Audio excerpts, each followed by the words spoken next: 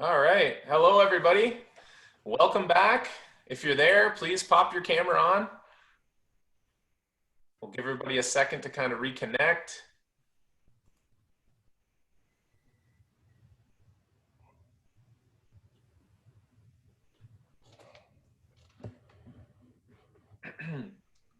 Max, if you can't turn your camera on, just give us a thumbs up so we know you're there. Cool. Awesome. Thank you, Kelly. Charlene, are you there? She may be dealing with some children. Okay. Awesome. All right. Everybody is here. Welcome back, everybody. Super pleased to have John and Phil joining us today from Small Business Center. They're going to be talking around business financials to kind of back end our financials week. Really excited to have you guys here. Sad that we're not doing this in person at your office, but I'm happy we could make this work. So everybody, let's give them a nice Leap Junction hello. Thank you, group. Thank you, David. Thank you. That's very nice. You know, it's always a pleasure for Phil and I to actually present to this group, to your group. So, and we love coming to Fanshawe. And like I say, it's too bad that we can't make the trip out there this time around, but it certainly is a highlight for us to come out there and speak to the students there. Excellent. Awesome. All right. I'm going to let you guys have the floor. If you need any chat box support there, I'll monitor the chat if there's any questions that come through. But yeah, I'm going to just mute my mic and feel free if you need anything from me. And everyone can see our screen. You can see our screen, okay? The shared presentation. Okay. Awesome. Well, thanks, David, and thank you for having us here. My name's Phil Singeris. I'm a business advisor at the London Small Business Center. My colleague, John Anagnostou, is a business advisor there as well. You know, for those of you that might not be familiar with the London Small Business Center, we've been around since 1986, 34 years, and our mission and mandate is to support small and medium-sized businesses in London and surrounding area. We are funded by the province and the City of London to do so. How do we do that? We do that in a lot of different ways. We've got a number of resources available at our center. Obviously, we are closed to the public right now. Hopefully, we'll be reopening at some point in the fall. Lots of online resources. Our website, if you haven't been there, sbccenter.com or sbcenter.com. Sorry, .ca, right, Johnny? .ca. sbcenter.ca, yeah. Screwing everybody up. sbcenter.ca. Lots of great information, documents, resources on there. We offer a number of different programs as well. Obviously, this is a program that you are all participating in. We have a number of different programs that we offer here. One of them being a summer company program, which John facilitates, and that's a program designed for individuals between the ages of 18 and 29 who are in school and returning to school in the fall, who are looking to start a new business. We've had a cohort, just like you guys are going through one now. We've had one that's just wrapping up or soon will be wrapping up. We offer a couple other programs. We've got one, and David and I were speaking before, one specific that's in the fall, specific to food, scale up food production program, which will help existing food businesses grow and scale up and develop and build into a larger business. And we also have another one that's a brand new one called Scale Up Main Street Retail. It's designed to help businesses, Main Street Retail, bricks and mortar, so not e-commerce, no online retail is eligible for this program. But if anyone out there has any interest to either of these programs, you can find more information on our website, and John and I are certainly available to be reached in contact with you. And we run a number of different programs. There's one coming up next year on construction trades. We've got some other self-employment programs. And we also teach lots of business-related topics in business planning, specifically, you know, the elements of a business plan. And then we got into lots of professional development for entrepreneurs. We offer webinar. Everything is webinar right now. Previously, we used to hold them in person in seminars, but lots of webinars coming up about bookkeeping, HST, online presence, marketing is probably one of our most common ones. Lots of real specific topics to help entrepreneurs in their journey. And one thing I'll say to all of you is, you never stop developing yourself, never stop learning, never stop, building information and gaining information for you in your business, and become that expert in your business. So that being said, John, you want to add any of that before we jump into the program? It's all good. Let's go ahead. Okay, so first thing I want to talk about, you guys asked us here to talk about financials, business financials, and financial planning. So our objectives for today are to gain a basic understanding of the following. First, our sales activity and revenue projection. Second is a projected cash flow statement. The third will be a projected income statement. And then a break-even point or a break-even analysis. The opening day balance sheet or creating an opening day balance sheet. And then a summary of all of these things. So how many of you there love business financial statements? How many people are putting up their hand? Can anybody see? Right? Most entrepreneurs that we deal with, they shudder when we talk about business financials. They always say, "Oh, I'm not an accountant. I'm not a mathematician. I'm not good with numbers. I'm good at what I do. I'm a great, web developer. I'm a great this. I'm a great that. I have a passion for this, but I don't like the numbers." Well, when you're a business owner and entrepreneur, you need to know and understand your numbers. Now, you don't need to specifically know all the intricacies of taxation and tax time and all that kind of stuff. You can pay an accountant for that. You need to have a broad understanding of it. But really, at the end of the day, what you want to be able to understand is, are you profitable? Are you making money? Because, why are you going into business? Why are you launching a business? For most of you, I'm going to assume they're all for-profit businesses. You're hoping to make money at them. Are there any social enterprises or not-for-profits in this group? No? Okay. Some have social elements to their business, but no one here is a nonprofit or social enterprise. Social elements still mean for-profit, right? So again, this is to help you gain a better understanding. And, you're going to get a lot of information. Your head's going to be ready to explode, after we're done here with all sorts of stuff. Certainly, it takes time. It takes understanding. It takes, just going through that journey to really understand and how they impact you. But we're going to introduce them to you. We're going to talk about them. And then we'll be happy to answer any questions at the end of the presentation. So why is financial planning important? Well, here it is. Numbers tell everything. Okay, just like the gauges in your car, they communicate meaningful feedback. Hey, I need gas. Hey, I need an oil change. Hey, my tires are low on pressure. This kind of stuff. These are the things that numbers will be able to tell you. Hey, my expenditures this month or in this period are too high. My labor costs are too high. My cost of goods sold have increased. My inventory level is too high, too low, whatever. That's why my receivables. Too many people, these kind of things. These are the numbers that you need to be able to understand, and they're going to help you make decisions or make a change to help them get them back on track. So, numbers measure our results from our decisions and actions, okay? And if not on track, to make corrections or execute. So that's why you want to be able to make corrections at a time where they can have a positive impact. You don't want to find out in June that in January and February, your labor costs were way too high, because you can't do anything about it. You want to find out in the middle of January or the end of January, at some point during that time, that your labor costs were far too high and that you need to make adjustments or whatever expenditure, those kind of things. So, and lastly, we talk about instilling positive change. Positive change starts with measurement. You can't change it until you measure it, okay? So this is sort of an example of the business success cycle. So we all want results, right? Results require measurement.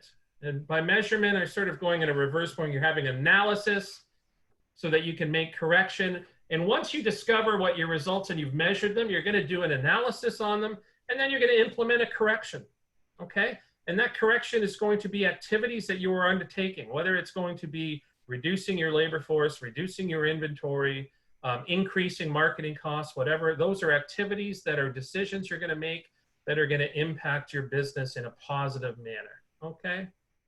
So The three undeniable truths of business: what gets measured gets managed. Okay? What gets managed improves.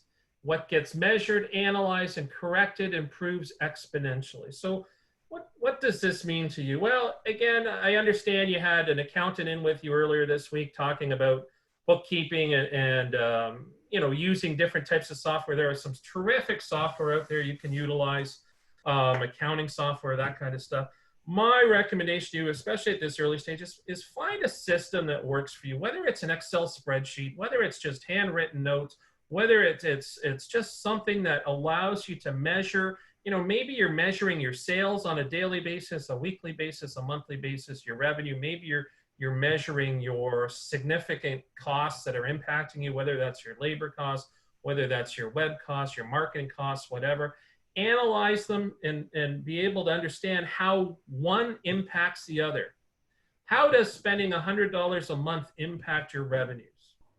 How would, if you reduce that to $50 a month, how would that impact your revenues? Or if you increase that to $300 a month, how would that impact your revenues?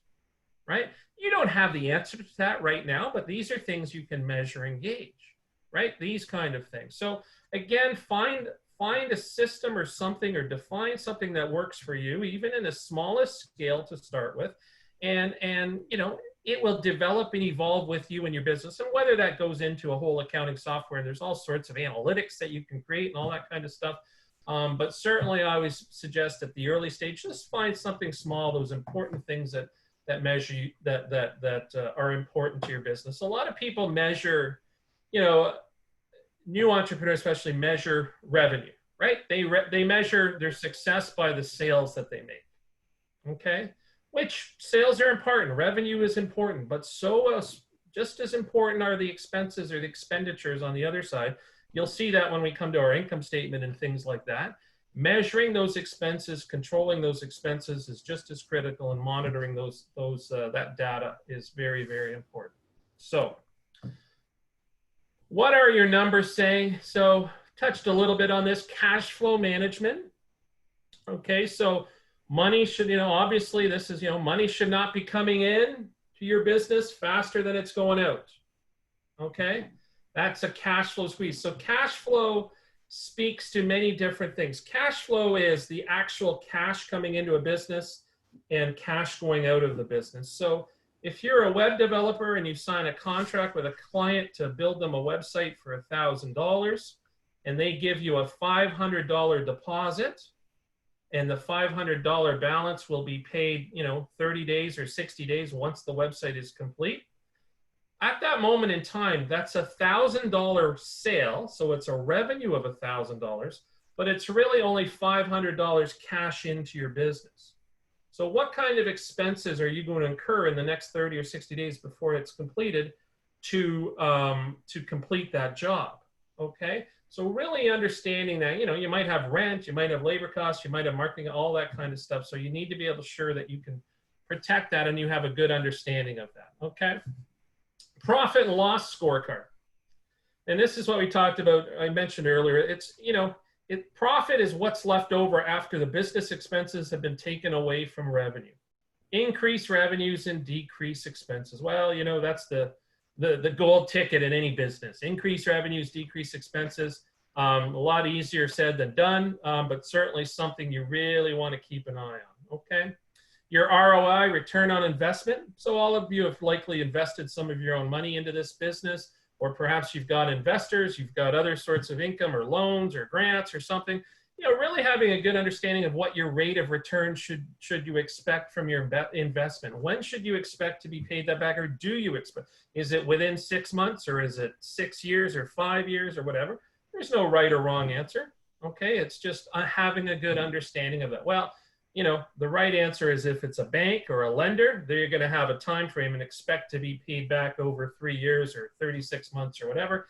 If it's your own money or family money or some other money, it's going to be a little bit less stringent, I guess is how I'd say. So here's some facts. So it's a fact that some startup business owners average less than minimum wage per hour. I'm sure many of you feel that. At times, it's not uncommon and it's not unusual. If you calculate the actual number of hours you put into your business and the amount of money that you'll be able to pay yourself at the end of the day, it is going to be less than the $14 minimum wage. That's not unusual at the beginning. Okay. It takes a lot of time. There's a lot of energy and effort and just sweat equity, as we call it, into starting and launching your business. Some existing business owners introduce new products or services without allocating additional labor costs. So here's one of the missteps new businesses will make.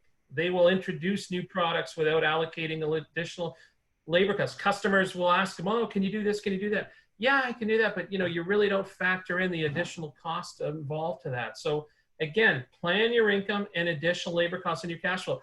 And that labor cost could, that's you. For many of you, it might just be you. When you have to go pay somebody else to do something, that's a labor cost and true cash out of your pocket. But even factor in your own labor costs, because the bottom line there is pay yourself. That's essentially what you'd like to do. And here's another one. It's, what's included in a financial plan? And this is what we're going to talk about a little bit. Startup costs, identify all costs required. I think most of you have probably done that or beyond that stage. How much and how you repay back if you're borrowing and all that kind of stuff. What we're going to get into next is, creating the pro forma financial statements that would be required, whether you're completing a business plan or if you're applying for a loan, a grant, some sort of investment, all those kind of things, which is, your projected sales activity, your projected cash flow, and your projected income statement. Okay. So what's included in a financial plan? Your break-even point, your opening balance sheet, risk analysis, and a financial summary, what it all means. So I'm going to pass it over to my colleague, John, who's going to start with the sales forecasting activity chart.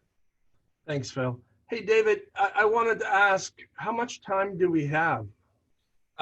Yeah, we have you guys originally scheduled till 11:30, but we don't have anyone after you, so you can take as long as you need here. Because I feel like we're going to be going past 11:30. That's totally there's a lot of information that we need to cover. This is important stuff, so you have our undivided attention. Certainly, Phil talked about the importance of making the right financial decisions early on in the presentation and completing the right tasks. I think for all of you, if you stop and think just for a second, all of you that are running a business, you all know that every decision you make in regards to your business is a financial decision.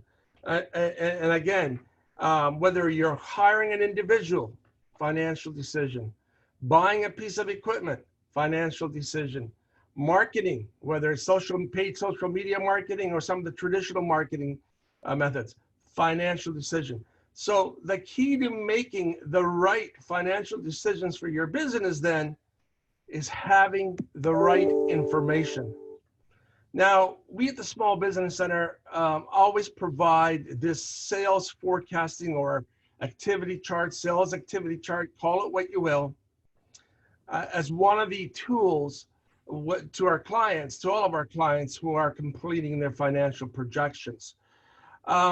Because, it's important that you run your business with somewhat reliable information. So we're not reaching for pie in the sky numbers. We want to use the information you have at hand to help you predict your sales projections.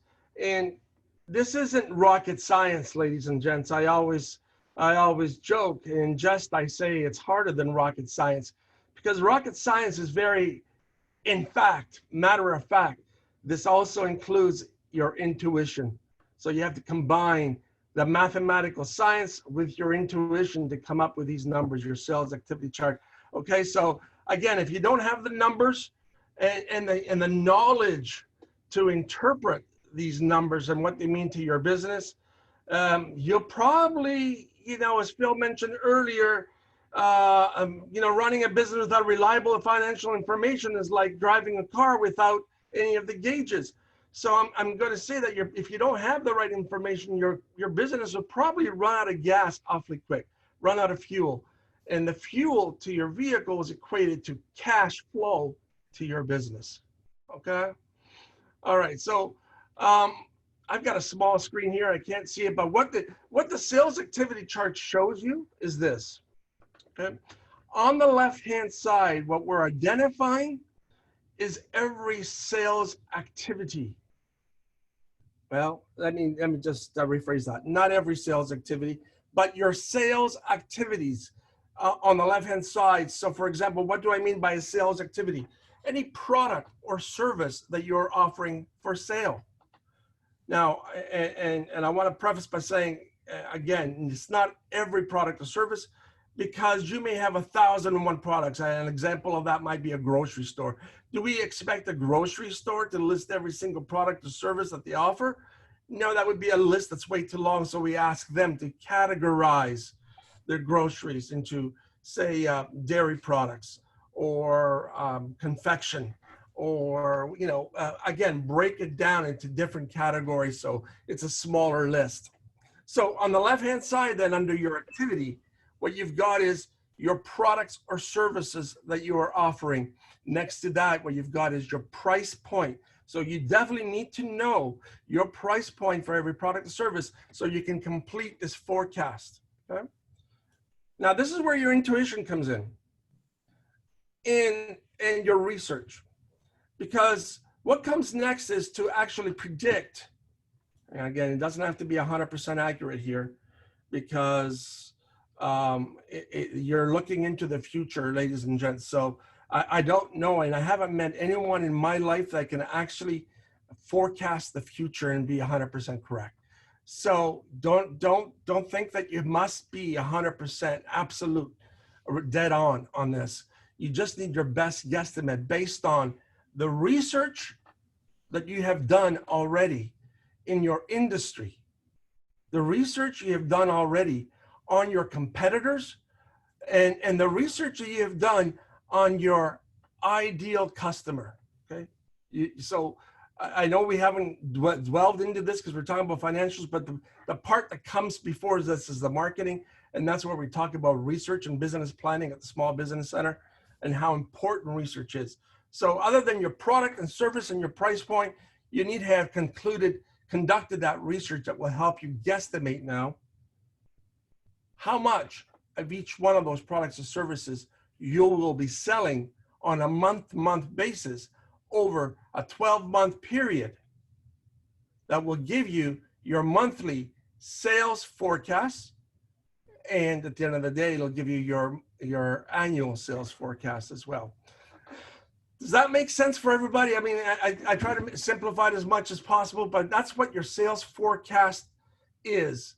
It's a tool that allows you to predict your monthly revenue coming into your business in a way that you're not just pulling figures out of thin air, but you're doing it in a both scientific and intuitive manner.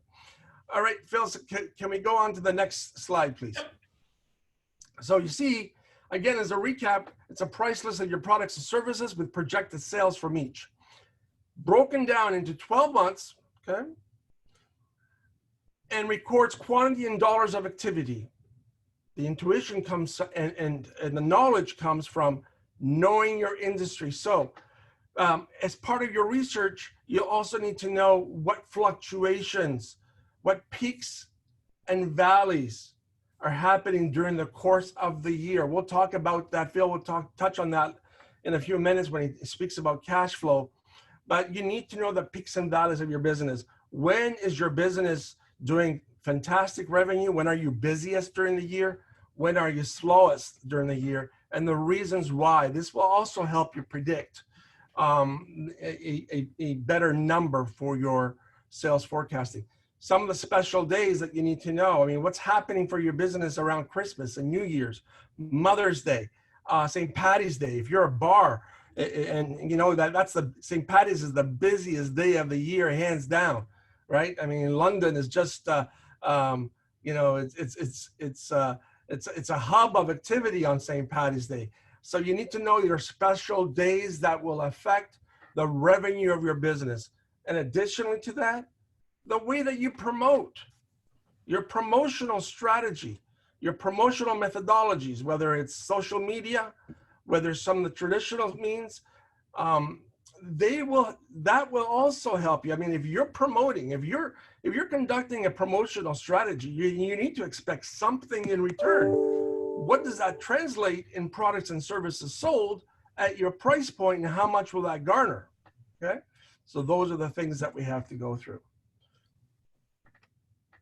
Now we talk about categorizing. If you've got some of you may have a list of items, a list of products that you're offering, or a product line, several product lines or services.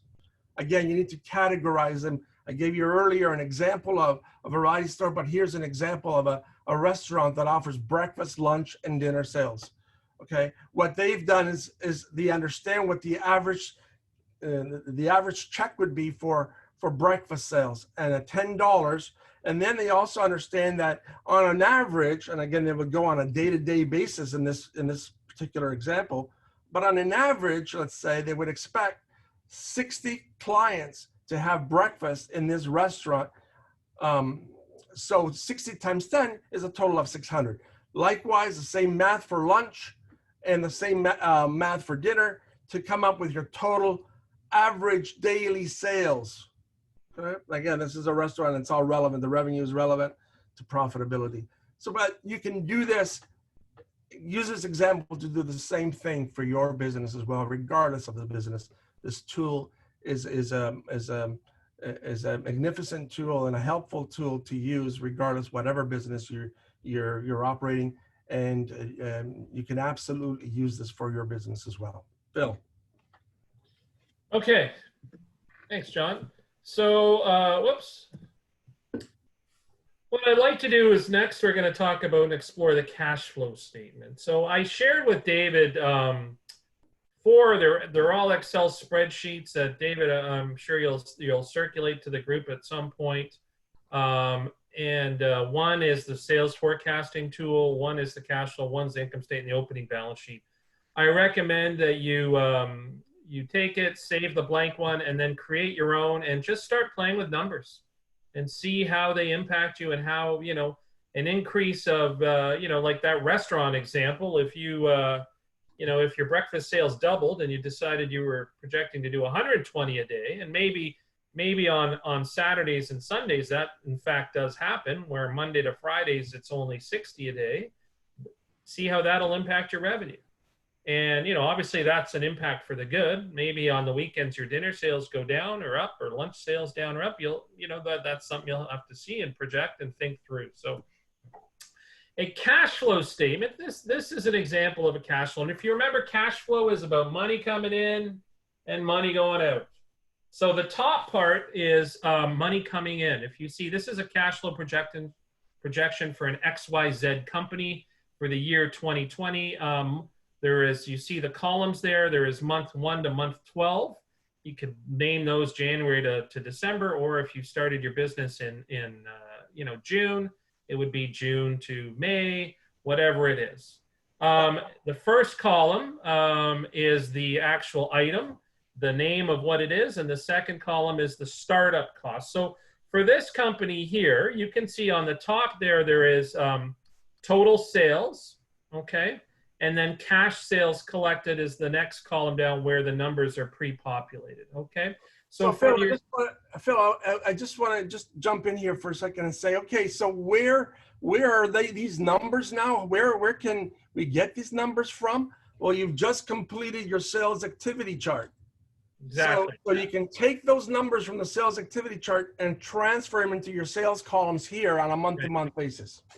So this client has projected their sales, although it's not reflective up in the top column of total sales, but let's assume it was. So cash sales collected are 3,100 in month 1, 3,250, and so on up to, 4,550 in month 9 and 3,900 in month 12. So their total revenue and sales for the 12-month period is $47,085.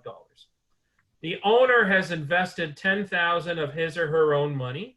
Okay, so for the whole 12-month period, the cash coming into the business was $57,085. but we want to look at it on a month-by-month basis. Okay, so you can see here, now if we look at column number 1 or month 1, there was $3,100 in revenue or sales cash coming in. But let's look at the cash out side. So cash out are expenditures, okay? So cash out expenditures, accounting and legal fees, $1,000. Well, they probably had to pay somebody to set up their corporation, review contracts, some other things. Advertising, they spent $1,000 in month 1. It was their grand opening. They were starting, and then they're committing to spending $100 over the next few months. This one, we've only covered the expenses for 5 months. Bank charges, $20 for the first 4 months, $25. Business insurance, they paid $600 up front and then nothing again. Equipment maintenance, nothing. Hydro, $200, and then you can see $210. Inventory purchased starts with $500, $650. So you can see how that increases related to the revenue levels, okay? And then so forth, office expenses, and then you see owner's wages. So the owner here is going to project, is drawing $1,000 a month out of the business. Okay, permits, rent. So they're paying $1,000 a month in rent, telephone, training costs, vehicles. So you can see now in the month of January, or month 1, I guess it is, they had $6,163 in expenses, but yet they only had $3,100 in revenue, cash in, meaning they had a loss of month 1 of $3,063, a cash loss. They're in a cash deficit position of $3,063 in month 1. So how will they survive that? Well, they're lucky or fortunate because the owner has invested $10,000 into the business, which will give them that bit of a cushion to operate in the early stages. So if you look below that, the monthly cash flow in month 1 was a negative $3,063, but the cumulative cash flow, which is what would be in your bank account, is $6,937 because they've dipped into that $10,000, whether that's a line of credit or whatever, and they're still in a cash positive position. Month 2, you can see $3,250 cash in, $3,495 cash out. They still had a monthly negative deficit of $245. So their cumulative cash flow was reduced again by $245 to $66.92. Month 3, you can see they had a negative $120 monthly cash flow. Again, that's chipping away at their $10,000. Now they've got a cumulative cash flow of $65.72. Month 4 now, you can see they finally made $190 in positive cash flow for the month, which added to their cumulative cash flow. It went up. And of course, we didn't complete months 6 to 12. It goes forward, and just those cash flows in are obviously adding to the cumulative cash flow. So your job here is to really project this over 12 months. What's your cash flow in and cash flow out are. Many of these things are, if you signed a lease and you're paying rent $1,000 a month, easy, boom, $1,000 every month. Your telephone costs or your, vehicle costs, things like that, owner's draw, many things will be fairly stable. Other things, the ones that would be a little bit more volatile are labor costs, which this business does not have any outside of the owner's wages. They have wages and benefits. On the bottom, you can see 0. They don't have any staff. Doesn't look like at this point. But the other ones are inventory purchase and hydro, right? Those are things, utilities that might impact your, the ones that you can control, right? So again, you have some control in those kind of things. So I did mention, I sent some of these statements to David. Certainly, these are things you can play with and just, try and find ones that sort of help you. What this doesn't speak to, this cash flow statement, is this is strictly a cash in business. So something that's a business that is selling a product or a service and they're getting paid immediately for it. If you're in a business like that web developer where maybe 50% is cash up front and 50% is net 30-day terms or 60-day terms on average. This $3,100 cash sale collected you would have up in column 1 where it says total sales. Let's say your total sales for month 1 were 6,200, but the cash in would be 3,100. And then you would build into the spreadsheet that 30 days later, another $3,100 would come under the second row below cash sales collected, which would be accounts receivable collected, which would be, you'd put the 3,100 under month 2. Okay? Yeah, so Phil, again, if I can add that this statement, ladies and gents, in no way does it show you profit. This is not your profit and loss.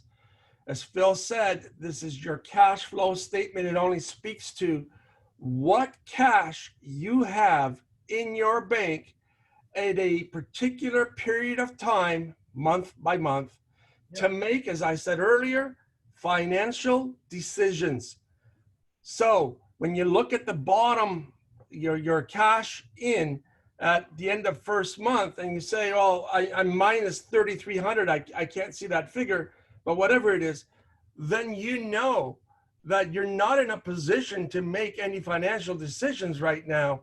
But because the owner invested an initial 10,000 into his cash flow, that will help him. Not only will it cushion the lesser cash flow, but it will help him then to go on making those financial decisions that he needs to make, whether purchasing more inventory or whatever the case may be. So this shows you your cash in at your bank account and not profit. We'll talk about that in a few minutes.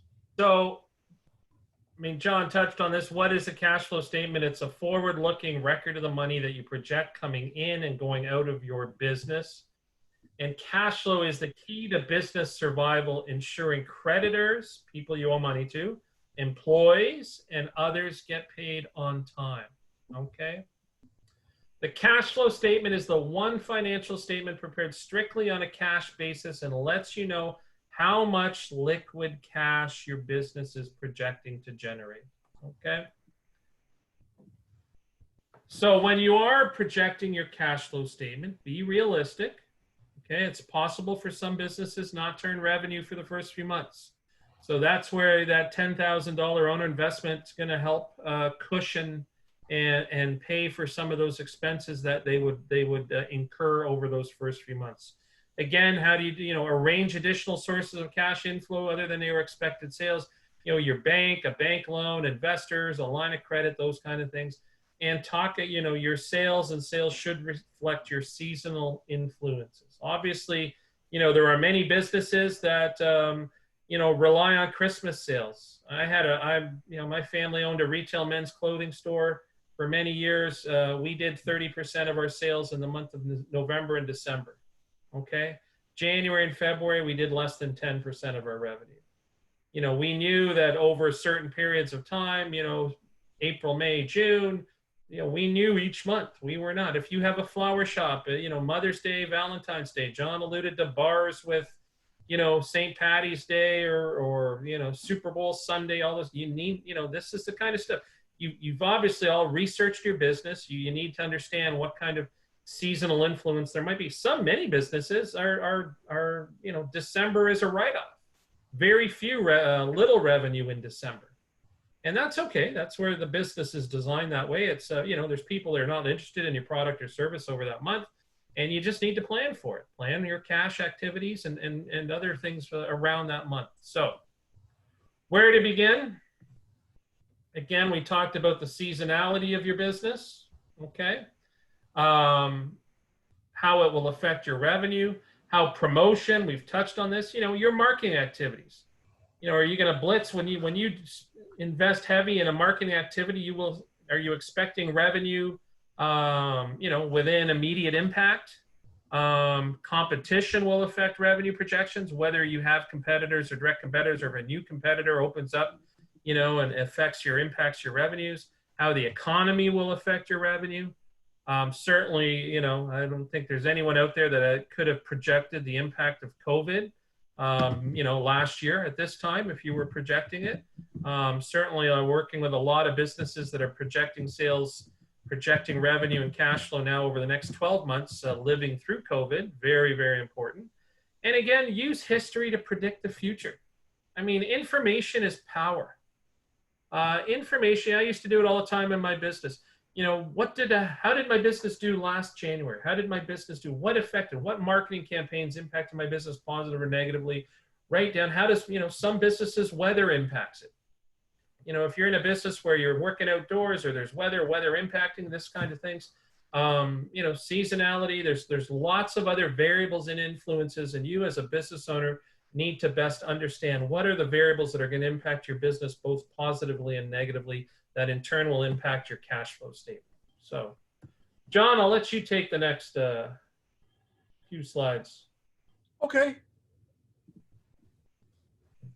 So factors that may affect your cash flow, again, if you're if you're a business that provides credit to their clients, obviously that's going to affect cash coming in, right? Because you won't be collecting that cash until that credit is due. So here's what we used to do, what I used to do in business, and it's the old school of thought. It's the oldest business in the world, which was to take others people money, work with others people money to make money. Okay, I'd rather that than you giving out money to clients for them to make money. Now, sometimes you have to provide credit, but I guess what I'm saying is this: if you can borrow to make a profit, then pay back what you've borrowed in time without penalty, then you're using other people's to make money. In this case, what we're saying is if you lend out your money to your clients, then you better be quick in getting that money back. And also, if some of your clients out there, and I know it's not many, but they're not many anymore that write checks, but if you are, you got to be careful of these bad checks and bad credit. So you have to treat credit the same way the creditors treat you. So in other words, if you go to the bank and ask for a loan, think about all the steps and all the necessary information that you have to provide them. Ask the same from your clients. You have to do your due diligence to minimize the cost of bad credit. Next slide, please, Phil. Obviously, the point made here is that, and it's been made throughout the presentation, is you absolutely have to keep a close eye on your cash position. Remember what we said, it's no secret, ladies and gents, the root for every business shutting down, closing down, is because they've run out of cash. Now, there may be a number of events that have led them to run out of cash, but at the end of the day, if we don't have the cash, we can't operate our business. What we say to our clients is, sorry, no, I can't help you. And what happens when we do that? The clients will go elsewhere and get what they need. So think of your cash flow as your business lifeblood, right? If we don't have the blood running through our bodies, well, we'll keel over and die. So the same thing will happen to our businesses. All right, next.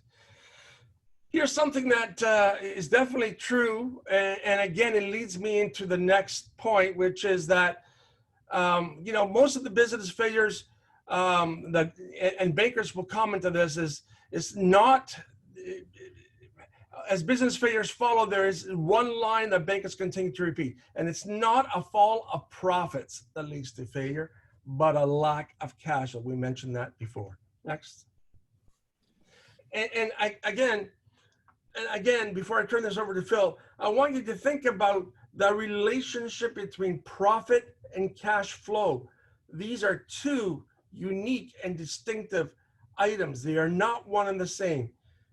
Cash and profit are not the same. That's why this is called the cash flow, that shows you how much money is in your bank at a current period of time to make financial decisions. And the other is called your profit and loss statement, which we'll get to in a minute. Phil? Okay, just to pick up on what John was speaking to, tips to improve your cash flow. Plan ahead. The general rule is to have 4 to 6 months of cash on hand. You know, that is a general rule. You know, if you can achieve that, great. If you can have 2 to 3 months, I mean, think of how COVID has impacted businesses. And you know, we've been supporting existing businesses for the last 5 months or more now. And the ones that have been able to survive are the ones that have had that extra months of cash on hand, right? If you are living month to month, as you know, you might, personally, many people are living month to month by making the rent this month and food on the table, that kind of stuff. Very difficult, very stressful, very difficult for business. You know, if you can keep that buffer, like that example in that cash flow previously, they had that $10,000 buffer. They didn't go and spend all that $10,000, so they were running right close to the edge.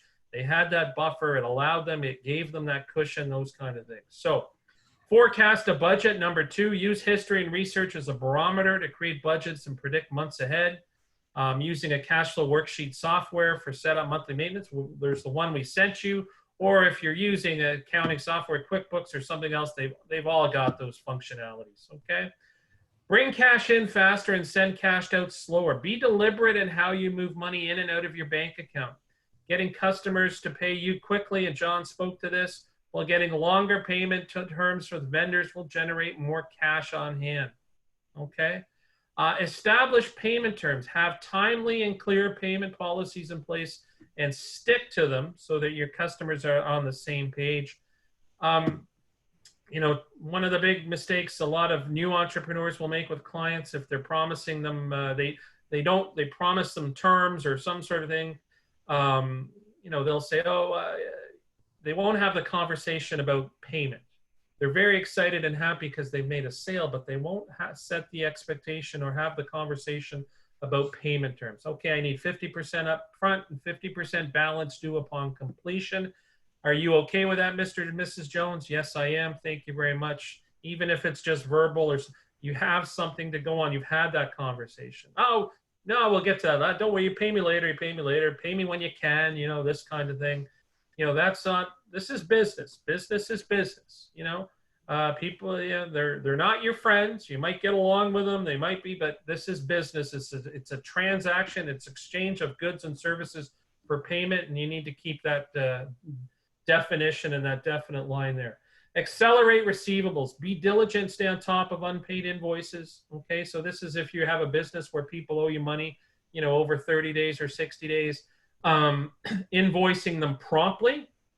You know, I have one client that I remember very, very well that he was in construction trades, you know, contacted me. He was struggling because I can't believe I'm busy. I'm working 16, 18 hours a day, but I've got no money. I'm struggling to make bill payments and stuff like that. And they, you know, at the end of the day, after a consultation, things that this, he had about $35,000 worth of uninvoiced invoices that he hadn't submitted yet.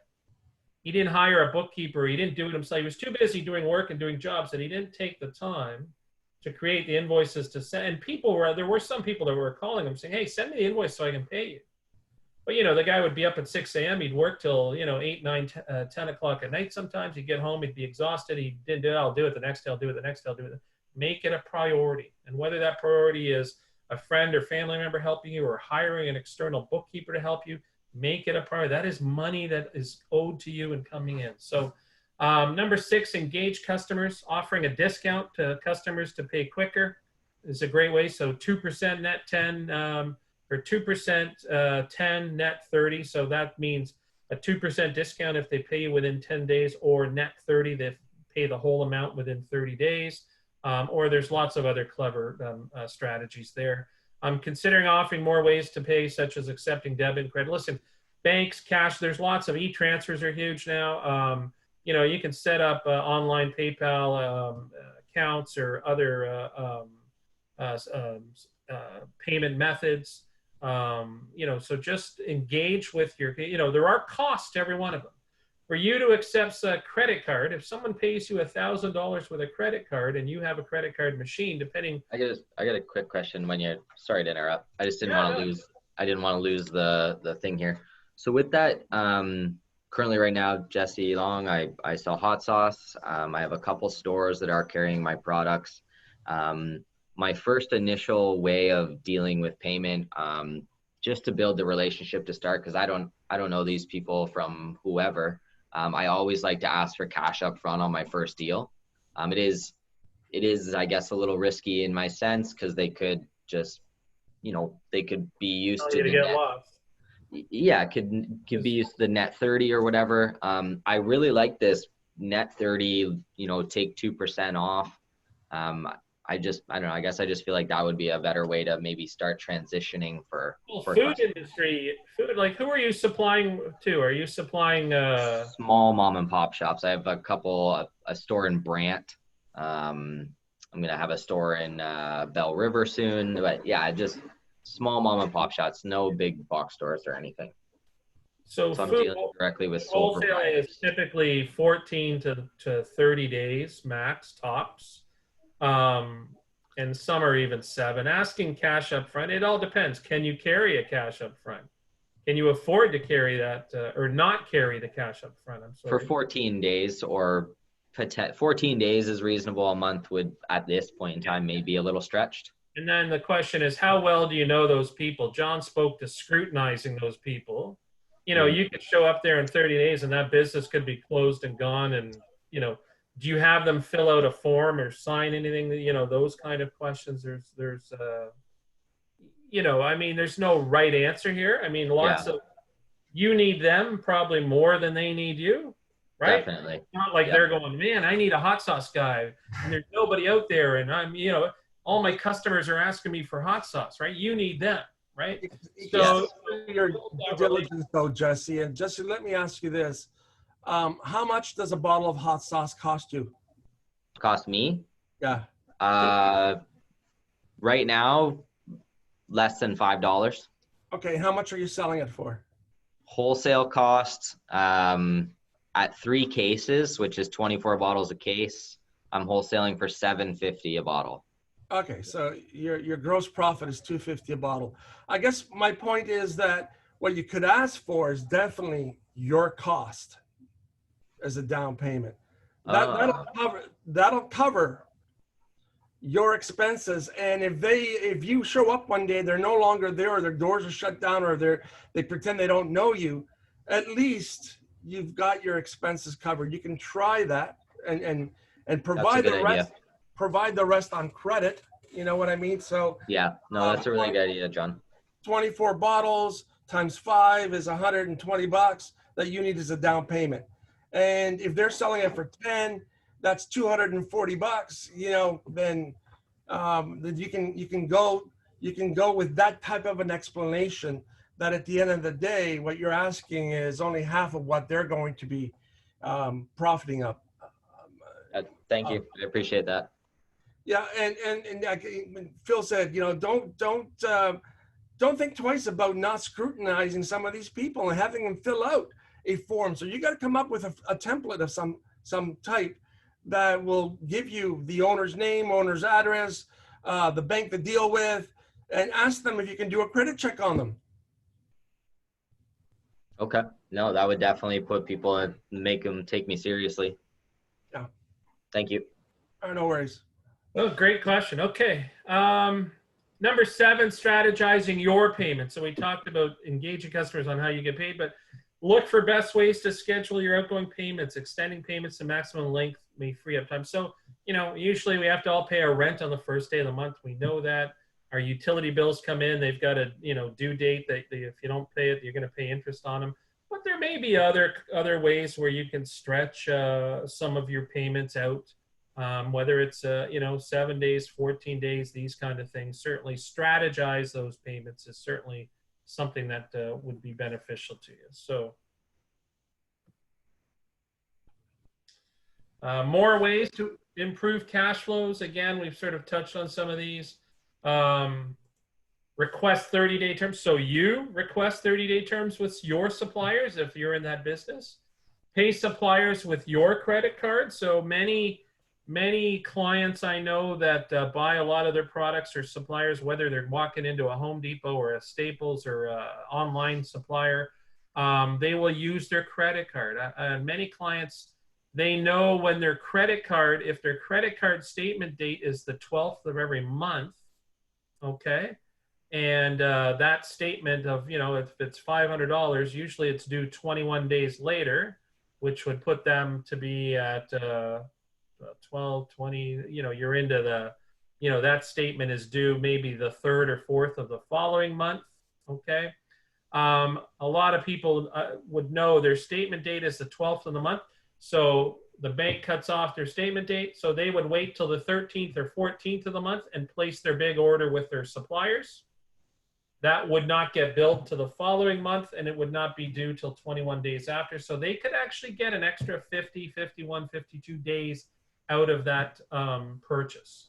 But ladies and gents, keep in mind, note the asterisks on that line, which is meant to indicate that this could be a slippery slope to go on if you cannot pay back that amount, and now you're starting to pay 22% interest. Okay, so definitely keep that in mind. I mean, Phil will tell you that we've seen many clients be very successful going ahead with this process using their credit card. We've also seen many that have not been able to manage credit as well. So here's the key: if you can manage credit, think about your personal financial health and financial situation. If you're comfortable and strong and able to manage credit, pay your bills, your credit cards every month on the full balance by the due date or before the due date, that's good. You're not paying any interest. If you're only paying minimum balances or less, well, now you're paying interest. Well, your credit card interest is probably going to be, 10% or greater, 14%, 19%, or 29%. There's lots of things out there, so be careful. Managing inventory levels. If you are in a business where you are holding inventory, managing inventory, inventory management is critical. I mean, you want to have inventory levels. You can't sell from empty shelves. You got to have product. But how much product do you really have to have? What's the balance with the amount of sales or revenue that you have, on a weekly, daily, monthly basis? If you're dealing in, like that restaurant example, if you know how much you're doing in breakfast sales, how many eggs you got to buy every week, right? Plus you want to have a bit of a cushion. You don't want to buy, 10 times the amount of eggs that you actually need because, number one, it's a perishable item. They're going to go bad. But that's just your cash would be sitting in the refrigerator with that. Why bother? And then manage expenses and cost of goods. I think we've spoken to that already. So John, I'll pass it on to you to talk about the income statement. Okay. Again, it's a lot of information to take in right now, folks. So we'll just cover these next couple of statements real quick. I'll just maybe go back and speak to cash flow and also profit, because it's important to understand the difference between cash in your bank and profit. But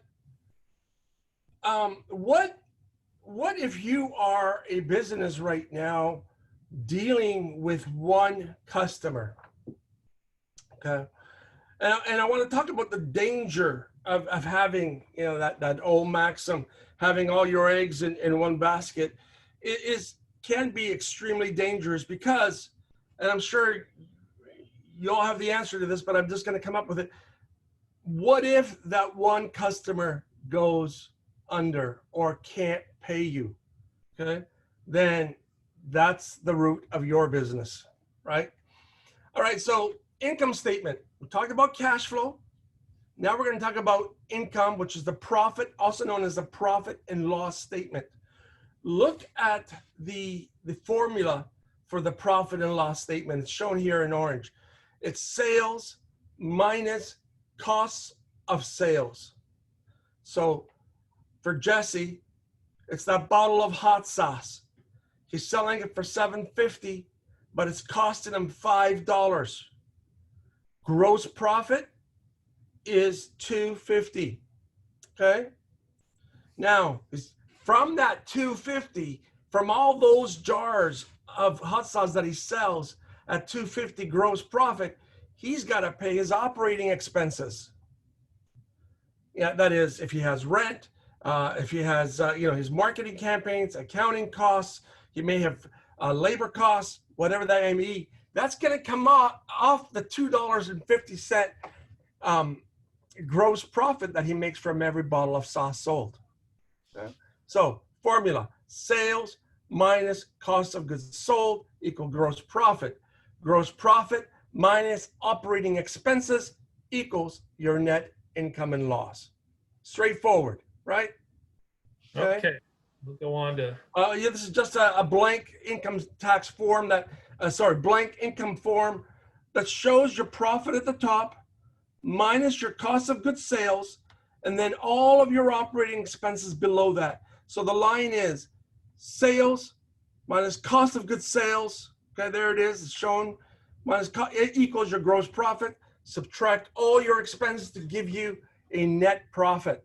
Now, let's not forget, we still have to pay income tax. In Canada, ladies and gents, it doesn't matter if you generate $1,000 or $101,000 in profit. At the end of the year, when you're in business, you still have to provide them with income tax forms. Okay, so on income, we have to pay income tax. Can't avoid it, and don't avoid it. Don't fall into the trap. It'll cost you more. Now, I'm not sure if you can all see the screen and how big you're seeing it, but if we can presume that this is a sole proprietorship operation, can you tell me what the sole proprietor will pay income tax on, what the amount would be? Doesn't have to be dollars and cents. Give me a approximate amount. Anybody? I want you to think through this, okay? You're a sole proprietor and you've got owner's draws. So some of you may say, well, he's drawing X amount of dollars, he's gonna pay income tax on that. But we also see that the business is a profitable business and is showing a net profit even though the owner draw is an expense. So what we have to do as a sole proprietor is combine the business profit as well as the draws that you're taking out of the business for a combined total. That's what this sole proprietor will be paying income tax on. So they would pay income tax on what, 34,900 and owner's wages plus profit, business profits, whatever that totals up to, Jared. Yeah.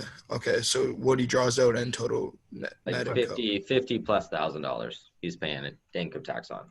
Let me give you another example. Let's assume you're operating your business and at the end of the year you show net profit of $15,000, but you're also employed elsewhere, okay? And you're earning a salary. You have to take your salary and your business income, combine them, and you're going to pay income tax on that, okay? So as a sole proprietor, business income and personal income is combined, and we're paying income tax on that. Next, is there any more on income tax, Phil? John. Yeah. I just clarified that owner's draw. Yes. It is on top of the net income, right? So it's like 14,000, and then at the end there the net income. So it's the combine of the draw and then the net. You're absolutely correct, Christine. Absolutely, and that's what you would pay. They would pay income tax on. Okay, thank you. Okay, so summary, I just want to say, review a little bit the 5 make or break numbers you need to know we've covered. Number 1, your sales, okay? Your projected sales, marketing costs, really understanding these kind of costs that are in your, that's probably one of the larger costs related to business, marketing, labor costs, cash on hand, your cash flow, your profits, P&L, and then really, as John was speaking to just a moment ago, the tax dollars you owe. Understanding whether the income you have is pre-taxed or pre-tax dollars, which for most people, depending what your ownership structure is, if it's a sole proprietorship or partnership, that the profits you've earned have not been taxed yet. Okay, and that you will be expected to pay tax on those. Also, Phil, if I could add, when you go and apply to your bank for a loan, these are numbers that you should know like the back of your hand. And if you don't, you need to know where to go and look for them so you can talk intelligently with your bank small business accounts manager. You need to know what the annual sales will be. Where do you find that? You know, in your P&L, your profit and loss. What your marketing dollars, how much you're spending in marketing, how much cash on hand will you have on a month-to-month basis, what your profits will be. You need to relate these numbers to your banker, okay? And you may have to make that conversation easy for them. And obviously you have to know what taxes are owed. Hey, Phil, I feel like if we're gonna go on, we'll be done by 12:30, and I'm wondering if this is a good place. David, you tell us if this is a good place to stop. Sorry. What were you asking, John? You're asking if you want to keep going, or do we stop? If we complete the presentation, it'll probably take us to about 12:30. No, I think we can get this wrapped up by 12, John. And All right. I've got a 12 o'clock. Exactly. We've got to jump on too. So we got break even and a couple other small things to cover. I know there's a lot of info here, but it's all good stuff, guys. We'll do it. Does anyone need a bathroom break at all, or is everyone okay to keep powering through? Well, we wouldn't know if they went to the bathroom anyway. That's true. Yeah, let's keep doing it. All right. So what I'm going to touch on here, the next few slides are related to your break-even point and doing a break-even analysis.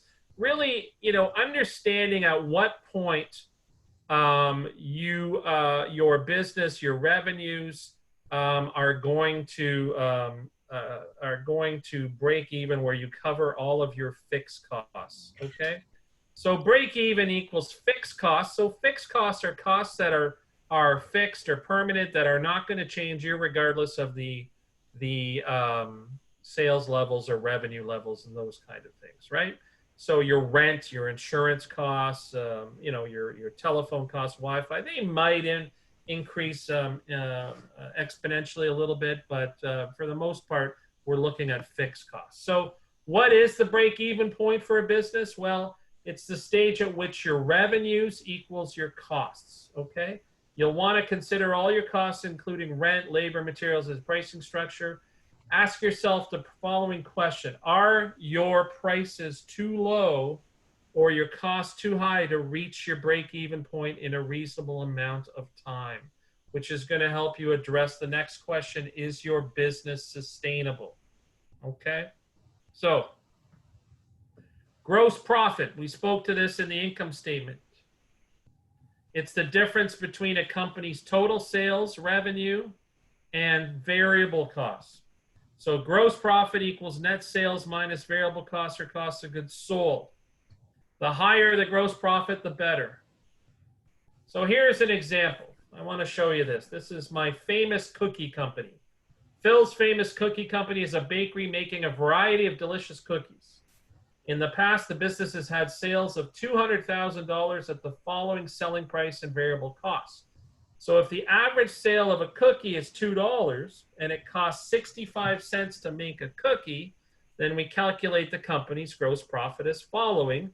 $2 minus 65 cents is $1.35 is my gross profit. So if we used, I forget the gentleman's name, was it Jake? His hot sauce? Was it Jake? Your gross profit was $7.50 minus $5 was $2.50 a bottle. Now you can do it by case, you can do it by bottle, you can do it whatever sort of measurement unit you'd like to use. So this means that for my example of the cookie here, so $1.35 out of every cookie sold goes towards my fixed costs, my rent, okay, my labor costs, other sorts of things. Really understanding those total fixed costs. So for you, $2.50, as John alluded to, goes towards your fixed costs. So total fixed costs here is $105,000. So my cookie business, I rent space, I have staff, I do whatever. My fixed cost for the year is $105,000, okay? So this means that the business produces enough revenue to cover the fixed costs and leaves a profit at the end of the year, okay? So, whoops. Let's take a look. So what we want to do to calculate our break even, number one, is determine our fixed costs. We know that's $105,000. Our average sale price is $2 a cookie. Our variable costs, okay, what was our variable cost? I think it was 65 cents. 65 cents, correct. So calculating our gross profit dollar margin, which was $1.35, calculate the break even. So here we have our fixed cost, selling price, variable costs, our gross profit dollar margin. Therefore, our break even, okay, this is a calculation we use here. So 105,000 is our variable cost divided by our gross dollar profit margin, means that I have to sell 77,777 cookies at $2 each every year just to break even and cover my costs, okay? Which translates, or annual sales of 155,554. So remember, at that level, I'm only breaking even. Now, did I factor paying myself in that or not? That you can do it with or without. But at 155,000, I'm breaking even. If my annual sales are 120, I'm losing money. If my annual sales are 200,000, then I'm making money, right? Yeah. So really what you want to understand is that, is that $1.35 per cookie enough to cover your costs? Now, if I sold my cookies for $3 instead of $2, my profit margin would go up to $2.35. But would I sell as many cookies as I could have, or as at $3 that I did at $2? So, on paper, I could say, oh yeah, if I sold the same amount of cookies, my sales would go up, my profits would go up. But, you might sell less cookies, but you could be more profitable, yeah. Right? So at $3 a cookie, I might only sell 50,000 cookies, but I might make more profit. But $3 a cookie might also, I might require more marketing costs, different branding, different things. Like, this is the $1 million question in business is, what's the right price to sell a product at? Where's the profitability level? All that kind of stuff. And if you can get this right the first time, you're doing remarkable. And certainly something, it's a decision as an entrepreneur you need to make, and you're going to make, and you're going to go with it. But you also need to be able to pivot and be flexible. So John, did you want to add anything to that? Yeah, what's nice about that 77,770 cookies per year is that you can break it down to a monthly total and then a daily total. So you can actually figure out how many cookies you need to sell on a daily basis to break even in your operation. That's kind of cool. Good point. So 77,007 divided by 12. I'm going to grab my calculator here. So that is almost 6,500 cookies a month. And if if I divide that by 30, if I'm open 7 days a week, that means I have 216 cookies a day. And here's the important question now. Can your operation sell more than 2,000 cookies a day to break even?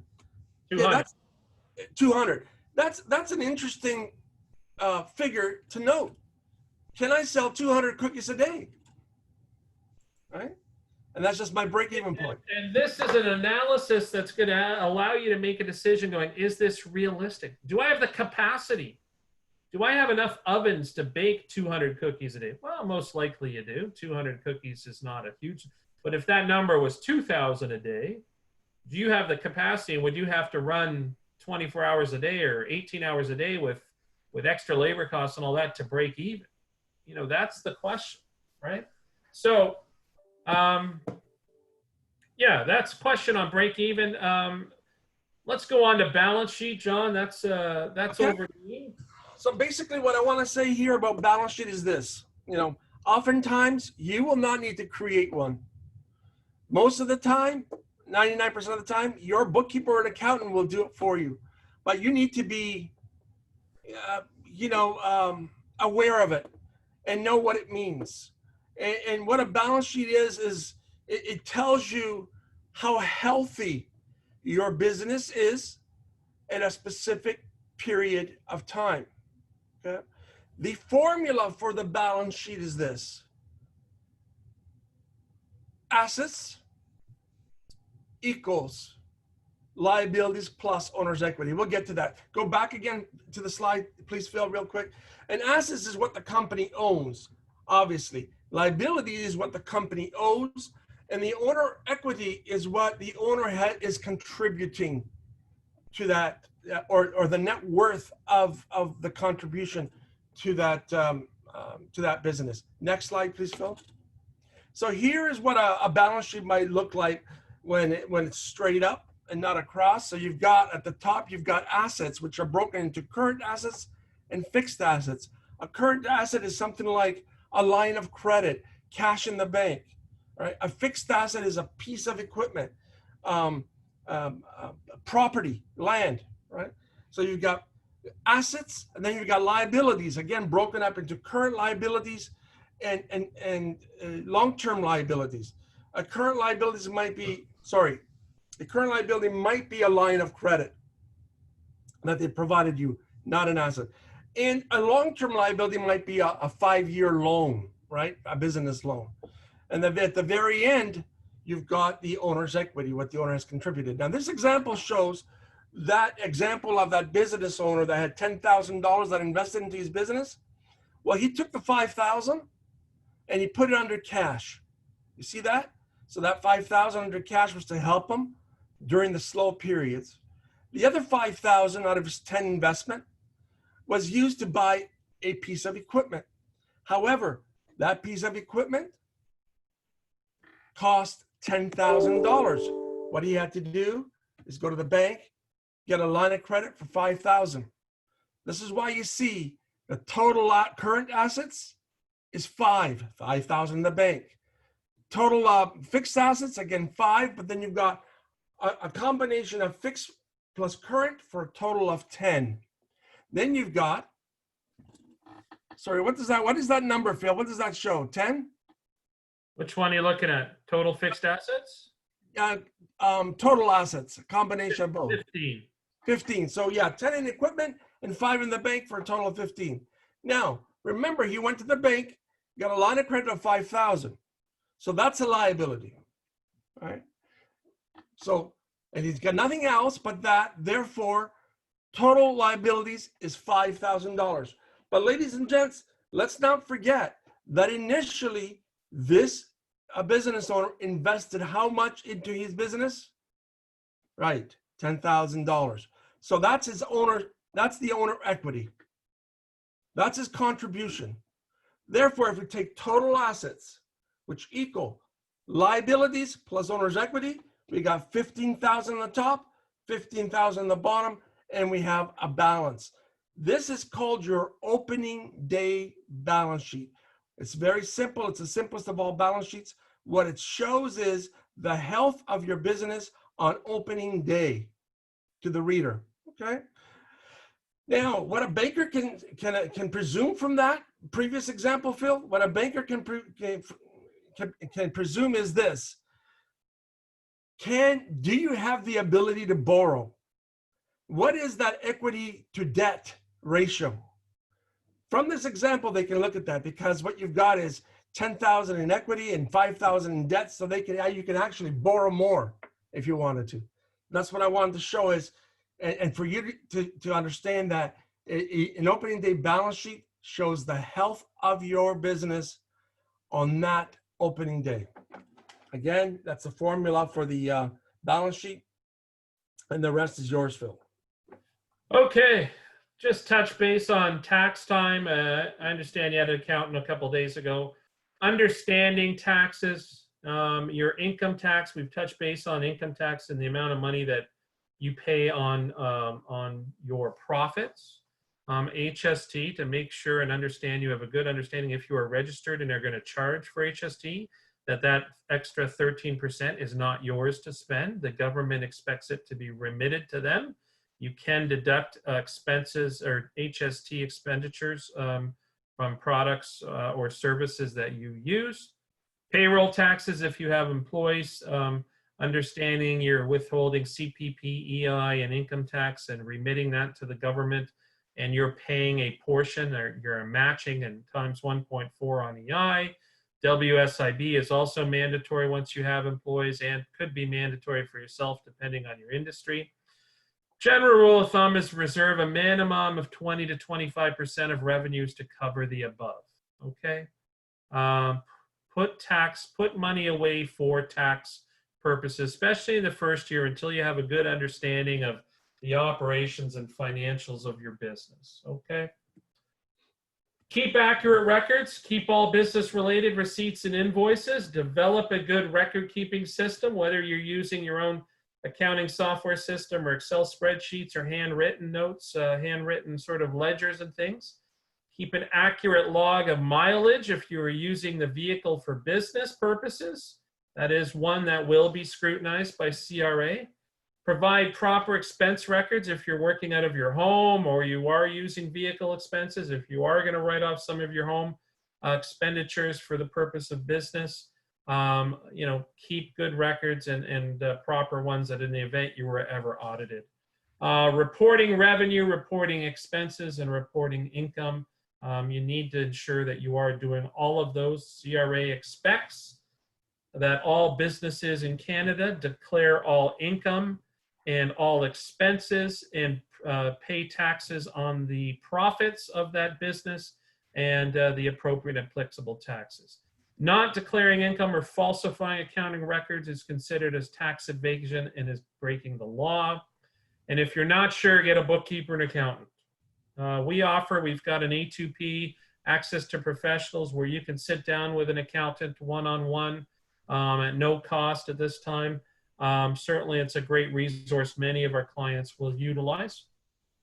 And I think that's it. That's us. Happy to answer any questions. I might have to duck out because I've got a phone call I'm expecting at 12 noon. It's a little past 12 noon. So I'm going to stop sharing the screen. And perhaps, John, if I have to duck out, you can answer any questions. I see some stuff in the chat there. Is there anything? Yeah, I've got about 5 minutes, Phil, because I do have another meeting. I see my call coming in. I'm going to have to leave. Thank you, everyone. John, please feel free to reach out to us. We're happy to chat with you. Good luck to everybody. I'm sorry about this. That's okay. Thank you so much, Phil. Oh, he's gone. That was quick. All right, well, we only got 5 minutes. We'll just get right to questions then. The floor is yours, guys. Any direct questions for Phil, or for John, sorry? Yeah, well, the questions are coming in. I just wanted to say, hey, Jesse, I noticed that you're in the food business, so I'm not sure if Phil mentioned it or whether or not, it was talked before I joined the video, but the Food Accelerator. Yeah, we have the Food Accelerator program. So if you're interested, reach out to me. I can put you on the list and send you the information for it. And excellent. Thank you, John. in that group, if anyone else is in food production, food scale up, then let me know. Also, the accounting thing they offer is free. I definitely suggest you guys do it. I did it for 25 bucks. It's a half an hour with a pro accountant. If you have questions and you want to find stuff out, 100% take advantage of that. It costs you nothing. Yeah, it's something. At the small business center there, Jesse? That's correct. Yep. Yeah, I did the lawyer one last semester. So 25 bucks for half an hour with the lawyer. It's pretty good. Awesome. We're not at the center anymore, ladies and gents. So we're working out of our homes. So that A2P right now, we have something called a support squad, which means that you can reach out to a lawyer, an accountant, an HR professional, and we'll connect you. And the support squad is part of our COVID drive to help individuals overcome obstacles. And right now, we're not charging for this service. I just put the link in the chat for everybody for the access to professionals. It's something we refer a lot at Leap Junction. And also for support squad too, David, if you can, please. Yeah, I'm going to do that as well. Does anyone have any questions regarding finance and presentation today? Any specifics for John? I just wanted to say that, I went on the Small Business Center website, and I never knew about you guys, but I think it's awesome. I was looking at all the different funding options, like funding for small business section, and the programs that you guys offer. So I think that's really cool. Unfortunately, there's not a heck of a lot out there, right? That's the myth. I mean, you're lucky, and you have such an advantage to be involved with an organization like Leap, and so and that can provide you with some mentoring and some funding. There's not a heck of a lot out there, ladies and gents. So yeah, you're gonna have to scrounge to find what works for you. Are you guys like, you're not open in person, right? Like you're doing everything through Zoom right now? We can do Zoom calls. We can do phone calls, email. That's how we're working it. Nice. Okay. I know, Jared, you missed it earlier, but John and I mentioned this to you and Phil earlier, that Jared's one of our trades entrepreneurs. And I know that you have a program starting up in the fall. Maybe you could mention that to him. Yeah, absolutely. So, Jared, here's what you need to do, right? And I just as what I said to Jesse, I coordinate the food and beverage program. Phil coordinates the construction and skill trades program. You need to touch base with Phil, send him an email, let him know of your interests so he can include you.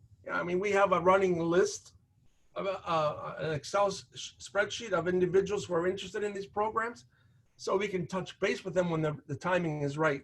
So don't wait. Reach out to Phil, let him know that you're in skilled trades, construction, and that you're interested in the program, and he'll hook you up.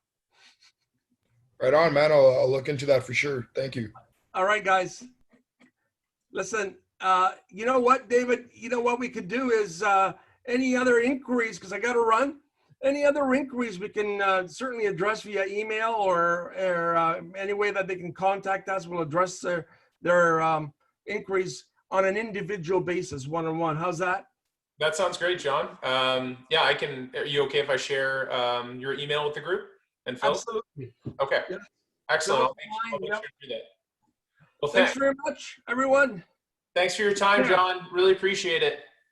Always, David. Take care. You have a great day.